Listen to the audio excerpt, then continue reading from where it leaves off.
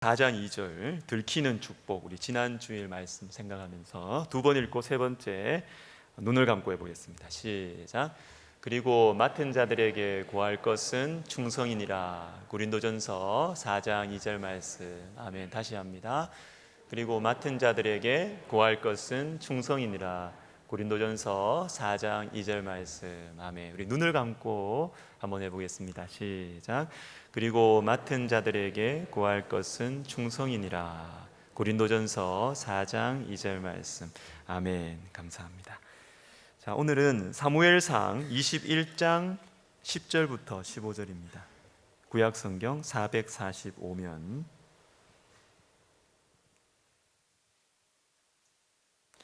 한 절씩 교독하도록 하겠습니다. 그날에 다윗이 사울을 두려워하여 일어나 도망하여 가드 왕 아기스에게로 가니 아기스의 신하들이 아기스에게 말하되 이는 그 땅의 왕 다윗이 아니니까 무리가 춤추며 이 사람의 일을 노래하여 이르되 사울이 죽인 자는 천천히요 다윗은 만만이로다 하지 아니하였나이까 한지라.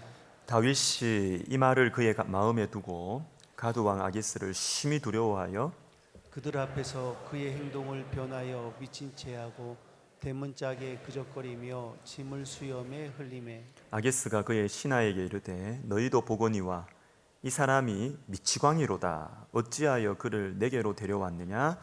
내게 미치광이가 부족하여서 너희가 이 자를 데려다가 내 앞에서 미친 짓을 하게 하느냐? 이 자가 어찌 내 집에 들어오겠느냐 하니라. 아멘. 자, 오늘은 좀 우리가 같이 합심해서 기도하면 좋겠습니다. 우리 2주밖에 안 남았는데 우리 다음 세대 아이들 전도 축제, 전도 집회를 위해서 뒷면에 보시면 기도 제목이 3개가 있어요. 처음 교회에 오게 될 아이들을 위해서, 그리고 전도하는 우리 아이들이 담대하게 아이들 초청할 수 있도록, 그리고 행사 당일을 위해서 우리가 좀 소리를 내어서 우리 백석 복음랜드, 우리 다음 세대 전도 축제를 위해서 우리 같이, 또 말씀 시간을 위해서 우리 같이 한번 기도하겠습니다. 하나님 아버지 감사합니다. 하나님, 우리에게 다음 시대를 이끌어갈 영적인 인물들을 하나님 우리 교회에 허락해 주셔서 감사합니다. 하나님께서 이 아이들을 기르실 것을 믿습니다. 하나님께서 이 아이들을 지도자로 기르실 것을 믿습니다. 기도의 용사들로 기르실 것을 믿습니다. 하나님 아버지, 우리 전도 집회를 통하여서 하나님 우리 아이들 속에 구령의 열정이, 영혼을 사랑하는 열정이, 하나님 아버지의 마음이 심겨지게 하여 주시고, 하나님 또 그날 새롭게 교회에 오는 아이들이 예수님에 대해서, 교회에 대해서, 그 따뜻함에 대해서, 그 진리에 대해서 마음이 열리게 하여 주시옵소서. 그리고 행사 당일에 최적의 날씨를 허락하여 주시고, 모든 부스와 모든 시간들 하나님 11시부터 오후 2시까지 하나님 안전하게 하시고 행복과 기쁨이 넘치는 시간이 되게 하여 주시옵소서. 하나님 아버지, 이제 주의 말씀을 듣습니다. 주의 말씀 우리 심령에 밝혀 주셔서 하나님, 주님이 아시지 않습니까? 주님 필요한 말씀, 주님의 마음 들려주시고, 하나님 오늘 새로 우리 교회에 등록한 우리 예원자매에게 하나님이 젊은 날의 고뇌와 방황을 믿음으로 이겨나갈 수 있는 귀한 은혜 주님 허락하여 주옵소서. 예수님의 이름으로 기도드립니다. 아멘. 여러분, 온누리교회 고 하용조 목사님 여러분 잘 아실 겁니다. 우리 교회에도 이제 하 목사님과 이렇게 아주 가까이에서 이렇게 사역하고 이제 섬기셨던 분들이 또 우리 교회도 있고, 또 이야기를 듣고 이렇게 하면서 제가 이제 하 목사님 멀리서만 알았죠. 그런데 좀 관심을 좀 가지게 되었습니다.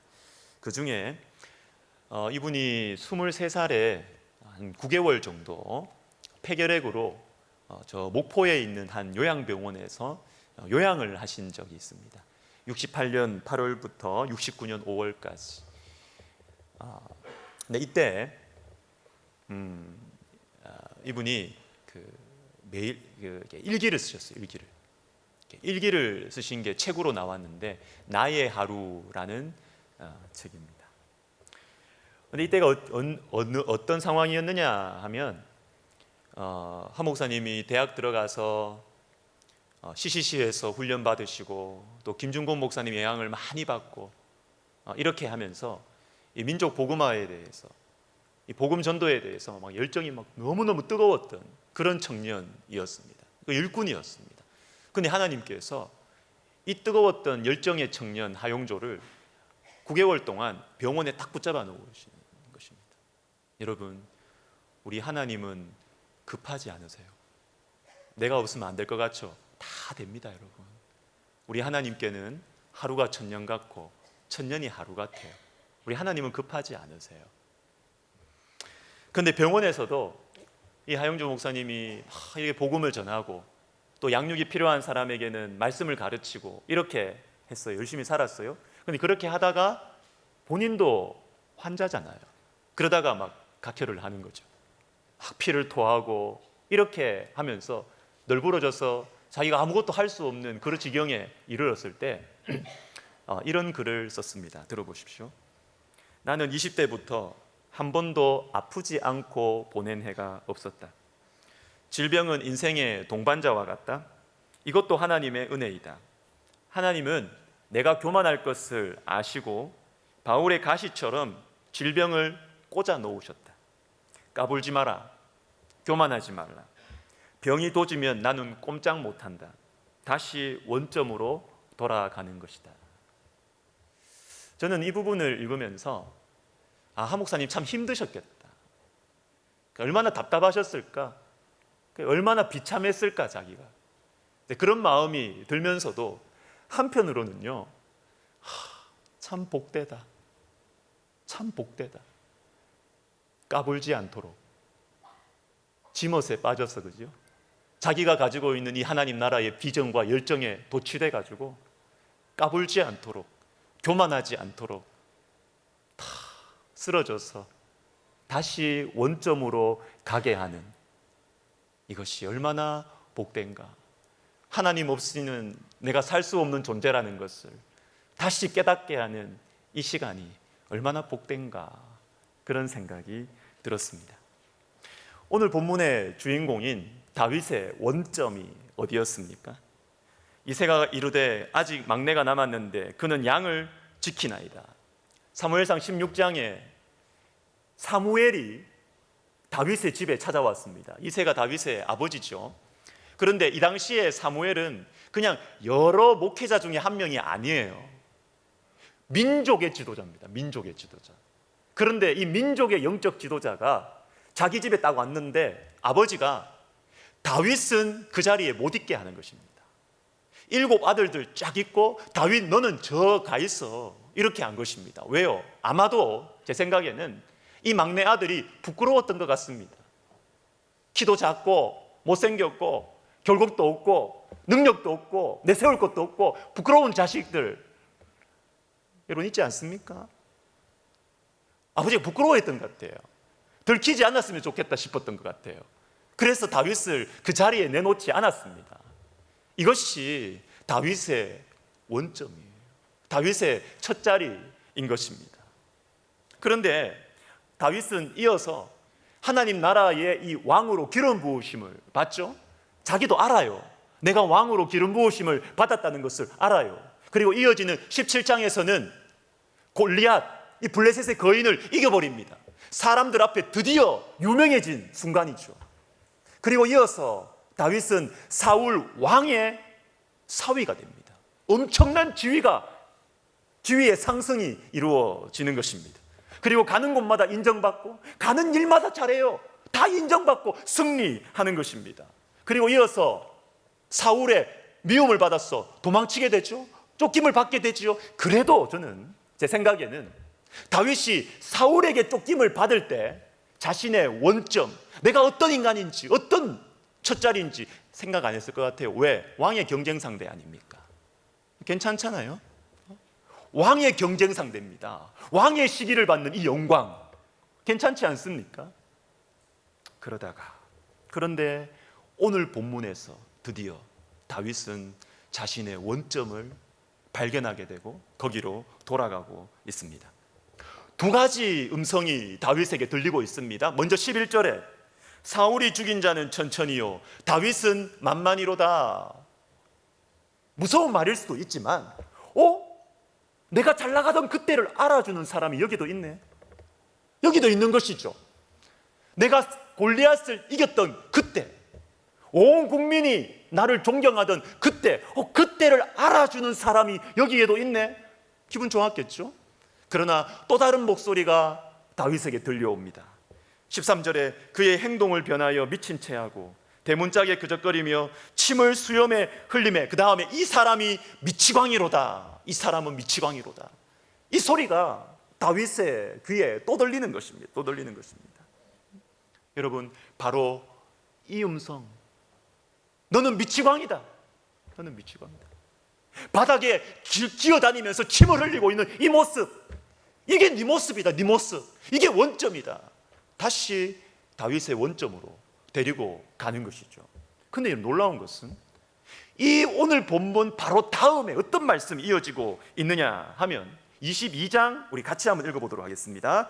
그러므로 다윗이 그곳을 떠나 아둘람 굴로 도망하며 환난당한 모든 자와 빚진 모든 자와 마음이 원통한 자가 다 그에게로 모였고, 이게 바로 이어지는 말씀입니다. 근데 그러므로로 이어져요. 그러므로라는 것은 오늘 본문과 연관이 있다는 것이죠. 그 결과라는 것이죠. 그 결과가 무엇이었습니까? 이 인간은 미치광이라는 소리를 들었습니다. 바닥을 막 기어다니고 미친 척하고 침을 흘리고 있습니다. 그런데 이 말씀의 결과가 무엇이냐 하면 환난당한 자, 마음 상한 자, 가시 돋쳐 있는 영혼들, 분노로 가득 차 있는 영혼들, 그 영혼들을 다윗이 품어주는 것입니다. 저는 생각해 봅니다. 만약에 다윗이 오늘 본문이 없었다면, 너는 미치광이다 라는 소리를 듣지 않았다면, 바닥을 기어다니는 이 사건이 다윗에게 없었다면 다윗은 이 가시 같은 사람들을 품을 수 있었을까? 저는 못했을 거라고 생각합니다. 저 사람들은 나하고 수준이 다르다. 상종하지 말아야 됩니다. 저렇게 삐죽삐죽하고 가시 많고 저렇게 못된 사람들, 저렇게 상처 많은 사람들, 나는 같이 하면 안 돼. 내가 얼마나 고상한데, 나는 왕이 될 사람인데 나는 저 사람들하고 같이 안 할 거다. 그랬을 거예요. 그런데 다윗은 바닥을 기었습니다. 바로 직전에 바닥을 기었습니다. 이것이 내구나. 내가 미치광이처럼 이렇게 취급을 받구나. 이렇게 부끄러움과 수치심 가운데 내가 이 상처를 가지고, 수치심을 가지고 있지만, 여러분, 그렇기 때문에 다윗은 이어서 만나는 상처 많은 사람들을 품을 수가 있었던 것이죠. 여러분, 하나님께서는 이스라엘 백성들에게 초막절을 지키라 이렇게 말씀하셨어요. 레위기 23장에 보시면 너희는 이레 동안 초막에 거주하되 이스라엘에게서 난 자는 다 초막에 거주할지니 이는 내가 이스라엘 자손을 애굽 땅에서 인도하여 내던 때에 초막에 거주하게 한 줄을 너희 대대로 알게 함이니라. 나는 너희의 하나님 여호와니라. 초막절, 이 뭡니까? 이 밖에서 텐트 치고 자라는 것이죠. 밖에서 텐트 치고. 언제? 젖과 꿀이 흐르는 가나안 땅에 앞으로 너희가 들어가게 될 텐데, 거기 가면 여러분 갖추어진 집에 살게 될 겁니다. 그때 1년에 한 번쯤은 텐트에서 자라는, 밖에서 고생하면서 자라는 것입니다. 그리고 가나안 땅에 가면 농사를 짓기 때문에 이제는 정기적인 수입이 나와요. 정기적인 월급이 없었는데 광야에서는 주님이 내려주시면 만나를 먹고, 없으면 못 먹어요. 그런데 가나안 땅에 가면 정기적인 월급이 들어옵니다. 정기적인 수입이 생깁니다. 이때 너희가 너희의 첫 자리, 원점, 그걸 잊어버리면 안 된다는 것이, 잊어버리면 안 된다. 그걸 잊어버리면 안 된다. 텐트에서 자면서 광야, 그때 하나님 없으면 살 수 없었던 그때를 잊어버리지 말라라는 것입니다. 사랑하는 여러분, 여러분은 기억하고 계십니까? 그때를 기억하고 계십니까? 우리 교회 한 가정과 제가 최근에 식사 교제하면서 좀 깊이 교제를 했습니다. 여러분도 그 사연을 많이 아시는 분이에요. 그 부모님과 그 아들, 며느리 그리고 저희 부부 6명이서 국립중앙박물관 안에 좋은 이탈리안 레스토랑이 있대요. 연못 옆에. 거기에서 이제 오랫동안 교제를 했는데 그 아들이 오래전에 혈액암에 걸린 거예요. 혈액암에. 지금은 다 나아서 이제 결혼해가지고 제가 처음으로 담임 목사 돼서 처음 주례한 커플입니다. 근데 저는 혈액암에 걸렸다가 나았구나 이 정도만 알았어요. 그런데 가까이서 교제하면서 어떤 과정이었는지 듣게 되었습니다. 정말 위험했더라고요. 정말 이제 병원에서도 포기할 수밖에 없는 그런 상황에서 완치를 받은 거예요. 근데 제가 그 이야기를 딱 들으면서 제가 질문을 하나 했습니다. 집사님, 저 궁금한 게 있습니다. 그때 아버지, 우리 집사님, 아버지의 마음은 어떠셨습니까? 저는 아버지의 눈물에 관심이 많거든요. 남자들의 눈물에 관심이 많아요. 잘 안 우니까. 그래서 아버지의 마음을 물어봤습니다. 그러니까 우리 그 집사님 교회에서 말 한마디 거의 안 하시는 분이 점잖하시고 참 좋은 분이세요. 그분이 이제 이야기를 하시는 겁니다. 한 에피소드를 이야기해 주는데 아들이 투병하고 있을 때 하루는 병실에 밤늦게 아들하고 자기하고 우리 집사님하고 병실에 등을 맞대고 앉아 있었대요. 병상에서. 그때 아들이 갑자기 이런 말을 하더랍니다. 자꾸 회개에 대해서 이야기를 하고 용서에 대한 이야기를 하는 거예요. 그 밤에. 그때 이 아빠의 마음속에 불길한 생각이 탁 지나가요. 여러분, 사람이 인생을 마무리할 때 회개와 용서에 대한 생각들이 다 많이 스쳐 지나가요. 그래서 이 아빠가 이제 다 됐나 이런 생각이 드는 거예요. 그 이야기를 하시면서 그 나이 많으신 아버지가 그 식당이 다 룸이 아니었어요. 트여진 식당이었어요. 아버지가 막 눈물을 흘려. 그 자리에 남자 셋, 여자 셋 있었는데 남자 3명만 울었어요. 여자들 분들 제가 볼 여유가 없었어요. 아빠, 아들, 저 이렇게 울었어요. 아버지의 그 마음.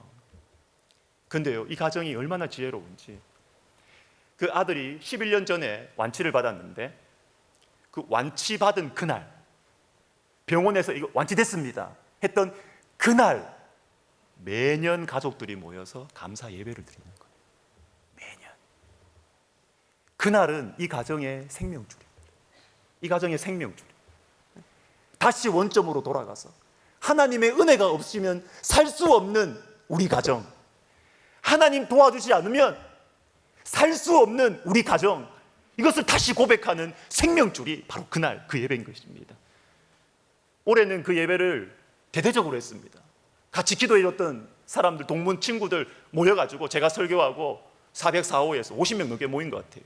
모여서 예배드리고 대장 돈가스에서 도시락 시켜가지고 오늘 우리 대장 돈가스 우리 김대성 집사님 점심약 주셨습니다. 맛있게 드십시오. 꼭 드시고 가십시오. 여러분, 잊지 않고 계십니까? 나의 첫 자리, 하나님 없으면 살 수 없는 그 자리, 그 자리가 생명줄이에요. 그 자리가. 요한계시록 2장과 3장에 보시면 초대교회의 대표적인 7교회를 향해서 주님이 편지를 보내시죠. 근데 그 중에서도 첫 번째가 어느 교회입니까? 에베소 교회입니다. 에베소 교회. 당시 소아시아, 오늘날의 튀르키예 지역이죠. 이 소아시아 지역의 대표적인 중심 7개 중요한 교회 중에서도 첫 번째 핵심, 역사와 전통이 있고 쟁쟁한 목회자들이 스쳐 지나갔던 목회했던 중심, 첫째, 주인공, 그게 에베소 교회예요. 근데 에베소 교회를 향해서 예수님께서 무엇을 요구하신 지 아십니까? 너희가 이 교단의 중심이니까, 너희가 이 지역의 중심된 교회니까 그 위치에 맞는 역할을 해야지, 이 행사는 너희가 맡아야지, 이렇게 안 하셨어요. 주님 그거는 요구하지 않으셨습니다. 뭘 요구하셨습니까? 뭘 권면하셨습니까? 처음 사랑을 버렸다는 겁니다. 처음 행위를 가져라는 것입니다. 여러분, 처음 사랑이 뭡니까? 가난할 때입니다. 주님을 정말로 의지했을 때입니다. 주님, 내 이 병 살려주시면, 이 병 살려주시면 내가 주님 위해 살게요. 그렇게 했던 때입니다. 그거 다 잊어버렸어요. 다 잊어버렸어요. 다 잊어버렸어요. 그래서 주님 말씀하시는 거예요. 네 역할에 맞는 역할을 해라. 네 위치에 맞는 역할을 해라. 네 직분에 맞는 역할을 해라. 그거 주님 요구하지 않으세요. 저는 성경을 볼수록 우리의 상식과 하나님 생각은 너무 다르다는 생각을 저는 많이 합니다. 우리의 상식은 내 위치에 맞는 역할을 하는 것이죠. 근데 주님은 너 첫사랑 가져야 돼. 처음 사랑 회복해야 돼. 그게 네가 사는 길이야. 주님 그렇게 말씀하십니다. 이번 주에 우리 교회 이제 어르신들 몇 분하고 이렇게 식사 교제를 하게 되었습니다.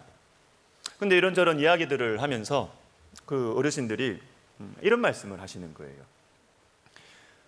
요즘에 참 어디 가도 좋은 카페가 많고 이렇게 하더라. 그 장소도 카페였습니다. 근데 그 카페에 가보니까 다 여자들밖에 없더라. 그러면서 우리 어르신들이 하시는 말씀이 뭐냐면, 기도원에 있어야 될 여자들이 다 카페에 있더라. 이렇게 이야기하는 거예요. 여러분 오해하지 마십시오. 제가 카페를 가지 마라, 카페를 판단하는 게 아니에요. 저도 카페 좋아합니다. 저도 카페 좋아하고 커피는 잘 안 맞지만 카페의 그 분위기는 저는 참 좋아해요. 근데 어르신들이 말씀하시는 게 뭐냐면, 엄마들이 기도를 안 한다는 것입니다. 기도원에 있어야 될 엄마들이 다 카페가 있다는 것입니다. 그 안타까운 마음을 여러분 아시겠습니까? 그러면서 그 어르신들이 마지막에 이렇게 하시는 거예요. 우리 교회 도심 속 기도원 아니냐? 금요기도회 우리 나와서 기도하면 되지 않느냐? 이 반갑지 않은 표정은 뭔가요? 그렇게 빠질 줄 알았다네. 그럴 줄 알았어요. 여러분 금요기도에 나오십시오. 금요기도. 특별히 우리 권사님들, 엄마들이 기도해야 돼요. 엄마들이 기도를 해야 돼요. 왜 엄마들이 기도를 안 할까? 왜 엄마들이 기도하는 대신 카페에 갈까? 절박하지 않은 거예요. 어려움이 없는 게 아닙니다. 어려움은 어느 시대나 다 있습니다. 제가 말씀드렸죠. 북한에서도 어렵고 남한에서도 어려운 거예요. 그렇죠? 다 어렵습니다. 근데 문제는 노골적인 어려움이 없는 거예요. 기도할 만큼 어렵진 않은 거예요. 여러분 정말 힘들면요, 눈 감고 사는 게 편합니다. 잠잘 때하고 기도할 때가 제일 편해요. 진짜 힘들면. 근데 그만큼 안 힘든 거예요. 아무리 몸이 아프고 힘들어도 그만큼 아프진 않은 거예요. 그만큼 힘든 건 아닌 거예요. 그러니까 기도 안 하는 거예요. 여러분 기도의 자리에 나오시기 바랍니다. 금요기도에 나오시기를 바랍니다. 예수님께서 부활하신 후에 제자들에게 어디에서 만나자 이렇게 말씀하십니다. 어디에서 만나자고 하실까요? 마태복음 28장을 보시면, 이에 예수께서 이르시되 무서워하지 말라. 가서 내 형제들에게 갈릴리로 가라 하라. 거기서 나를 보리라 하시니라. 갈릴리에서 만나자 그러십니다. 갈릴리에. 여러분 예수님께서 부활하셨습니다. 지금 어떤 상황이냐 하면요, 예수님이 부활하셨다. 이것은 예수님이 부활하시기 전에 사람들은 예수님을 어떻게 생각했냐면 그냥 사람이라고 생각했습니다. 그냥 혁명가라고 생각했습니다. 죽으면 끝이다라고 생각을 했습니다. 근데 예수님이 죽었다가 사망을 깨고 사셨어요. 문제 해결하기 쉽습니다. 로마 당국에서는 예수님의 시신을 보여주면 끝납니다. 근데 못 보여주는 거예요. 시신을 다시 보여주면 끝나는 것을, 이 문제를 해결을 못하는 것입니다. 예수님이 진짜 부활하신 겁니다. 진짜 부활. 자, 예수님이 죽음에서 부활하셨다. 그러면 어떤 문제가 생기느냐 하면, 이전에는 그냥 인간 혁명가라고 생각했을 때는 예수님이 하신 말, 예수님이 하신 지적, 그거는 그럴 수도 있는 거예요. 그냥 좋은 말이에요. 그런데 예수님이 죽음을 깨고 부활하신 거예요. 인간이 아닌 거예요. 하나님이신 거예요. 그러면 예수님이 하신 말씀이 다 진짜인 거예요.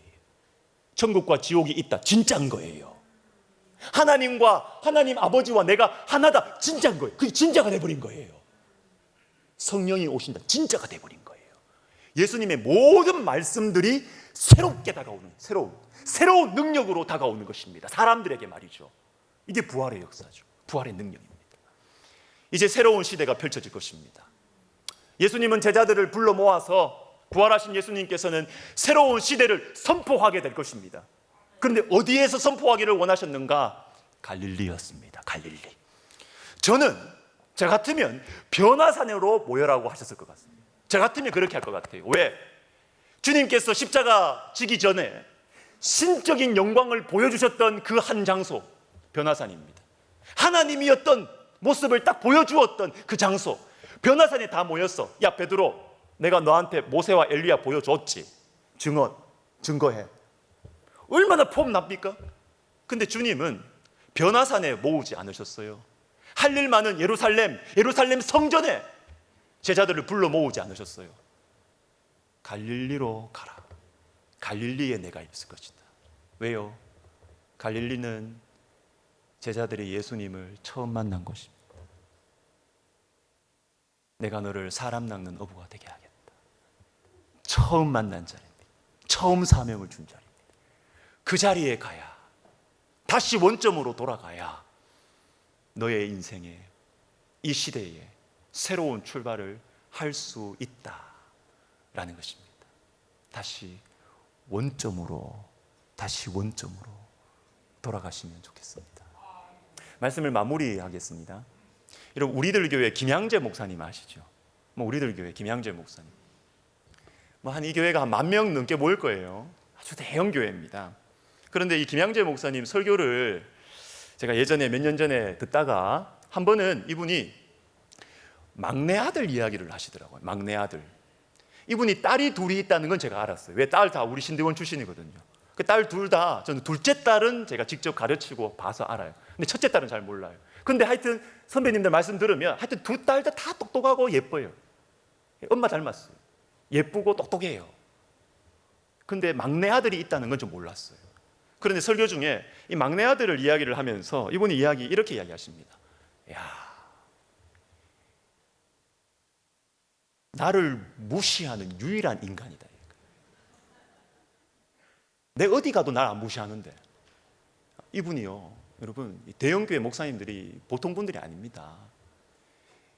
무섭대요. 가면 부교육자들 눈만 딱 해도 짝짝 줄 서면요. 표정만 좀 일그러지면 막 긴장을 한답니다. 아무도 자기를 안 무시해요. 다 인사하고 막 앞에서 막 그냥 다 순종하고 그래요. 그런데 유일하게 나를 무시하는 인간이 막내 아들이라는 거죠. 엄마, 밥이 왜 이렇게 맛이 없어? 맛있는 반찬 좀 해줘. 엄마한테 막 그랬다는 것입니다. 그 이야기 들으면 이 목사님이 너무너무 기분이 나쁘고 자존심 상한대요. 네가 엄마가 어떤 사람인지 아냐? 아들 상관없어요. 엄마 밥 해줘. 밥이 좀 맛이 없다고. 유일하게 자기를 무시하는 인간, 막내 아들. 그런데요, 그 목사님 그런 말씀하세요. 저도 동의했습니다. 이 막내 아들이 내 영성을 지켜주는 거예요. 내 영성을 지켜주는 거예요. 표정 변하면 사람들 밑에 있는 사람들 줄 짝짝 서고, 그게 뭐가 중요해요? 폼 잡는 거지.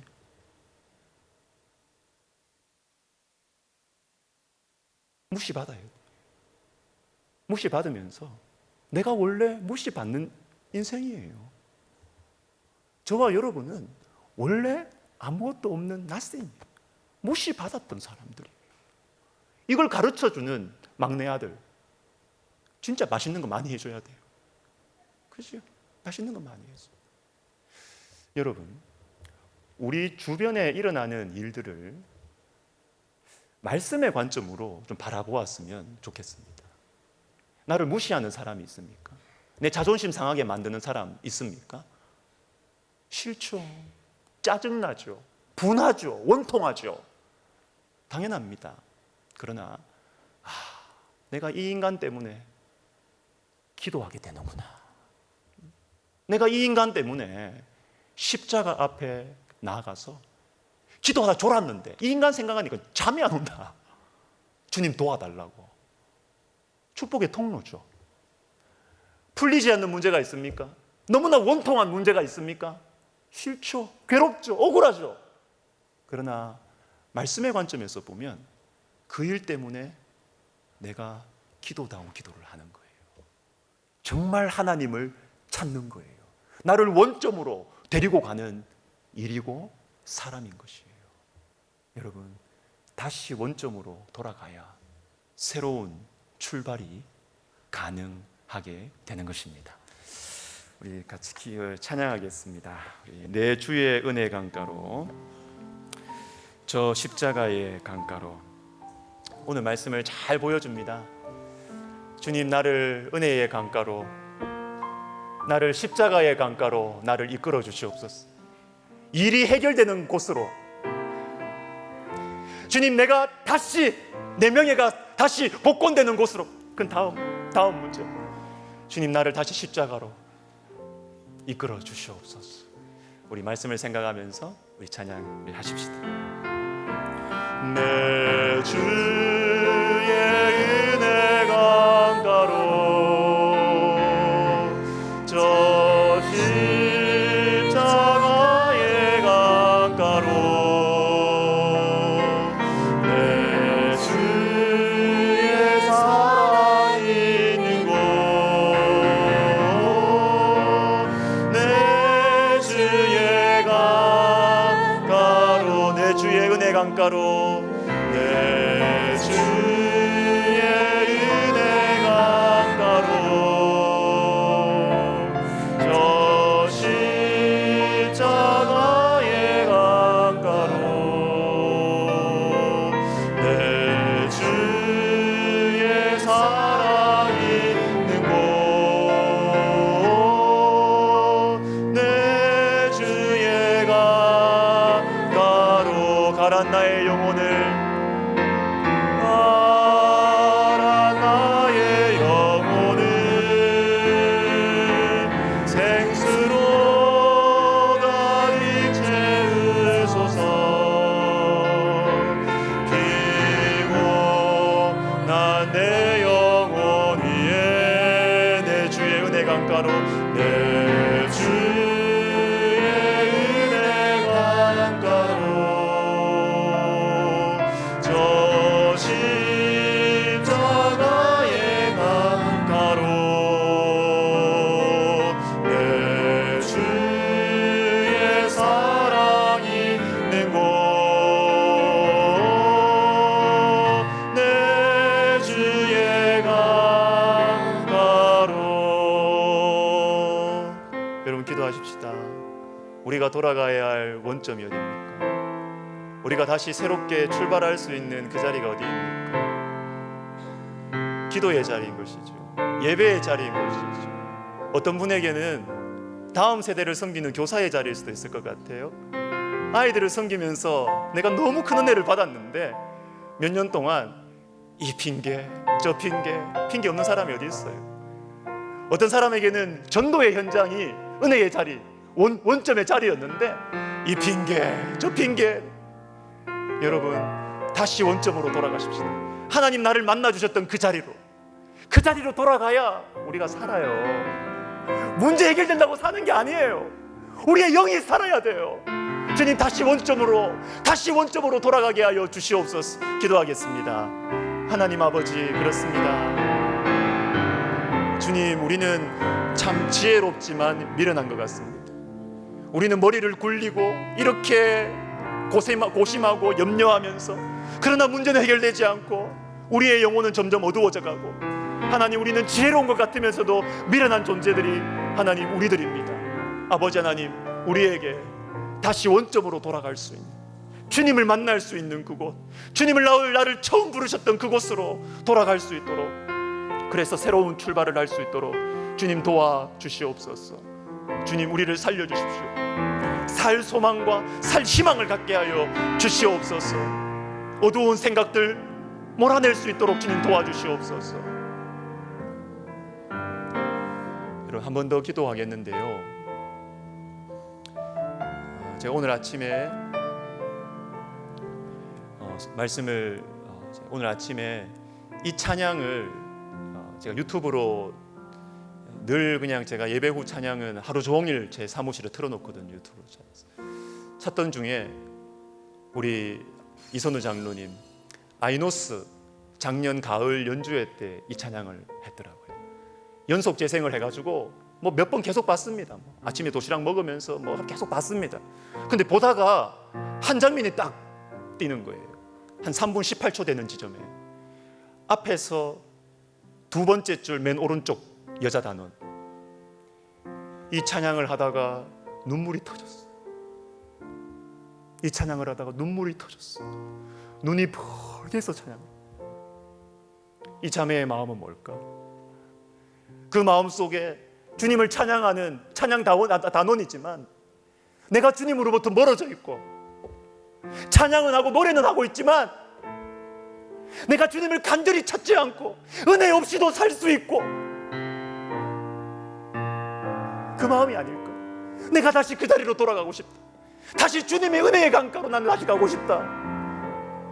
너무 복잡해져 버렸어. 마음이, 신앙생활이 너무 복잡해져 버렸어요. 다시 십자가로, 다시 은혜 자리로 돌아가고 싶다. 그 마음이 느껴졌어요. 여러분, 이 시간 기도합시다. 여러분, 말씀 들어도 우리 마음 바뀌지 않잖아요. 말씀 들어도 금요기도에 오는 게 너무 힘들잖아요. 주님, 저를 다시 은혜의 자리로, 내 마음을 바꾸어 주십시오.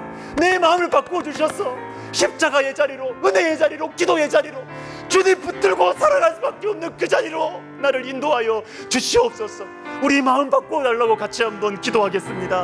하나님 아버지, 그렇습니다. 주님, 우리는 결심해도 우리 마음이 바뀌지 않습니다. 하나님, 내가 주님 다시 원점으로 돌아가야 된다는 것을 알아도 나는 너무 똑똑해서 내 머리가 팽팽 돌아갑니다. 하나님 아버지, 하나님 아버지, 주님의 십자가의 자리로, 기도의 자리로, 은혜의 강가로 다시 와서 하나님 아버지, 주님을 만나고 주님의 지혜를 구하고 주님의 능력을 받고 주의 사랑으로 위로받고 격려받아서 하나님 아버지, 내 마음속에 복잡한 마음들, 하나님 내 안에 있는 이 어두운 마음들 하나님 이겨내고 새 출발할 수 있도록, 주님 다시 시작할 수 있도록 우리 하나님 도와주시옵소서. 예수님의 이름으로 기도드립니다. 아멘. 다 같이 일어나셔서 우리 간절한 마음, 사모하는 마음으로 우리 찬양 다시 하시면서 우리 헌금하시겠습니다.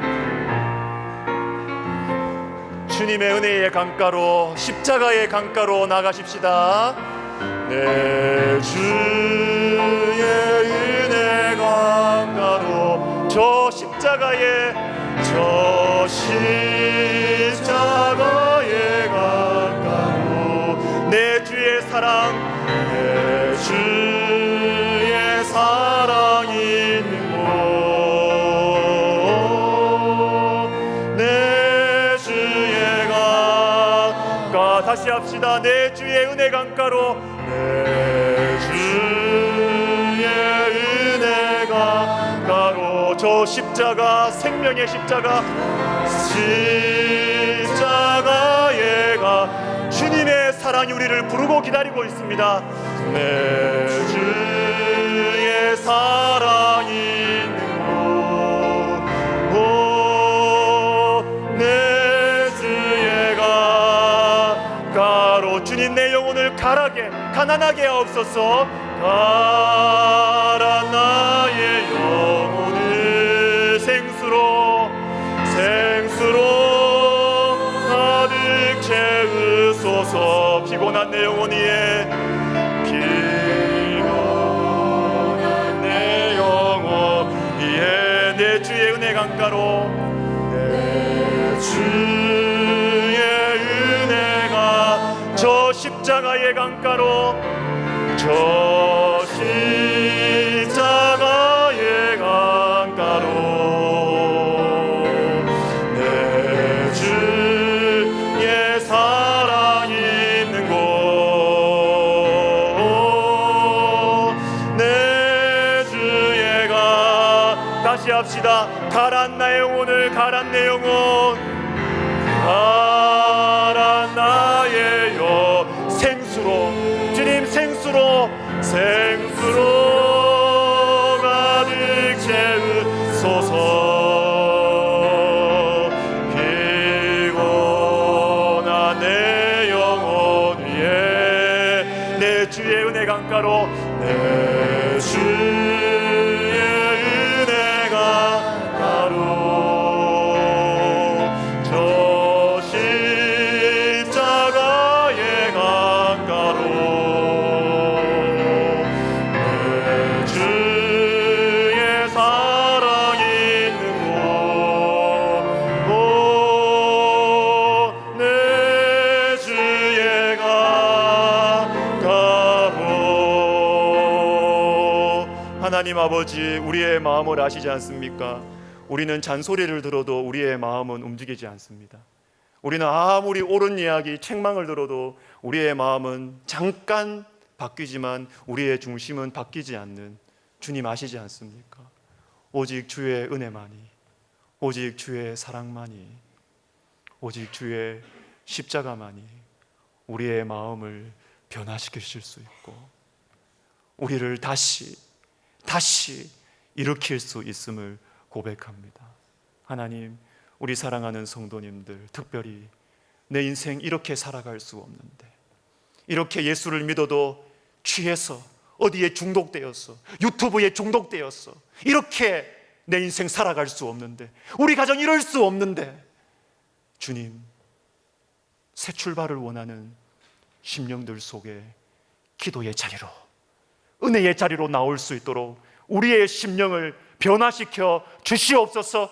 우리의 중심을 변화시켜 주셔서 우리의 발걸음을 움직여 주시고, 그래서 십자가 아래에서 하나님 우리가 다시 살게 하여 주시옵소서. 하나님이 간절한 소원을 가지고 예물을 드려온 이 예물을 통하여 주님의 사람들을 기르시옵소서. 주님의 몸된 교회를 세우시옵소서.